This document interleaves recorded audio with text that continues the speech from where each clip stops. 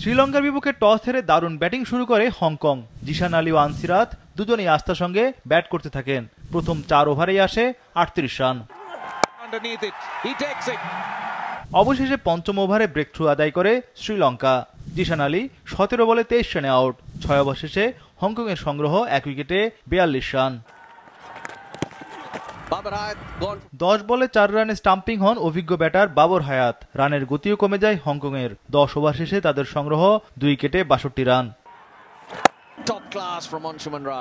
তবে আনসিরাত সাবলীল ব্যাটিং করেন। নিজাকত খানকে নিয়ে রানের চাকা সচল রাখেন এই ওপেনার। 13.3 ওভারেই তাদের দলীয় স্কোর 17 রানে পৌঁছে।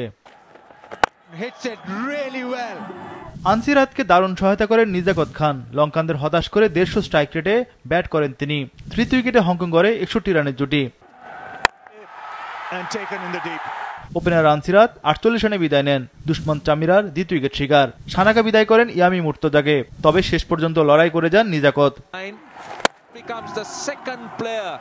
36 বলে 50 হাঁকান নিজাকত খান। 20 ওভারে হংকং দলে 4 উইকেটে 149 রান। নিজাকত খান 52 রানে অপরাজিত ছিলেন। ওয়ালটন এখন দেশের সীমানা পেরিয়ে পৌঁছে গিয়েছে 50টিরও বেশি দেশে। ওয়ালটন ঘরে ঘরে বিশ্বজুড়ে। 150 রানের টার্গেটে শুরুতেই কুশল মেন্ডিসের উইকেট হারায় লঙ্কানরা। এই কিপার ব্যাটার আউট 14 বলে 11 রানে। 6 ওভারে শ্রীলঙ্কা তোলে 1 উইকেটে 35 রান। প্রথম নিসাঙ্কা এবারও দলের হাল ধরেন। কামিল মিশারাকে নিয়ে দৃঢ়তার সঙ্গে ব্যাটিং করেন তিনি। 7.5 ওভারে দলীয় স্কোর 50 রানে পৌঁছে। কামিল মিশারা 18 বলে 19 রানে আউট।